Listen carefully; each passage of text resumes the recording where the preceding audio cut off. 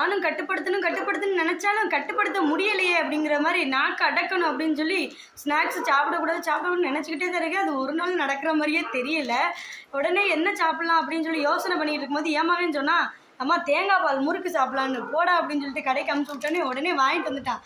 வாங்கிட்டு வர சொல்லி நான் பிரிக்க முன்னாடி இப்போ பிரிப்பாளா பிரிக்க மாட்டாளான்னு சொல்லி எத்தனை பேர் வெயிட்டிங் பாருங்க. பாருங்க அப்ராணி போல இருக்கான். இவனை நம்பிடாதீங்க. முரட்டு சிங்கிள் மாரிமுத்து. வேணாத்தேண்டுவான். ஆனால் முதல்ல சாப்பிட்டு முடிக்கிறதே இவன் தாங்க. பத்தி வளர்த்து உள்ள மேகலை பாருங்க, வெக்கத்தை பாருங்க. இவரை பற்றி சொல்லவே தேவையில்ல, வாய்க்குள்ள போய்கிட்டே இருக்கு. அதுக்கு ரவுண்ட் எடுத்து கொடுத்துட்டு நம்ம பாக்கெட்டோட ஆட்டையை போட்டுற வேண்டியதுதான். 4 பிளேட்டை எடுத்து வச்சிருவோம். ரவுண்டு கொடுத்துட்டு ஆட்டையை போட்டுற வேண்டியதுதான். மக்களே என் மவனுக்கு கொடுக்க முடியும். சின்னவன் அவனுக்கு கொடுத்ததை எடுத்து வச்சான்.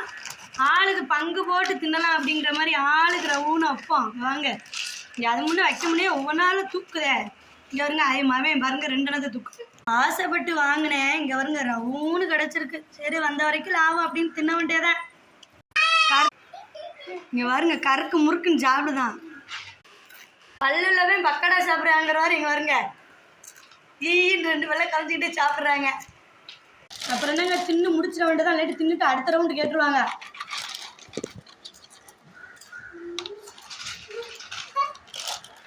கடகடன்னு உள்ளே போக இவங்களுக்கு பாவம் பார்த்து சின்ன பிள்ளைய பார்த்து நம்ம தான் தின்னாம அடகணும் போல.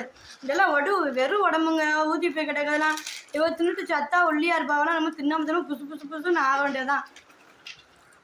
ஃப்ளைட்டில் உள்ளதே காலி பண்ணிட்டாங்க. பாருங்க மக்களே பாருங்க.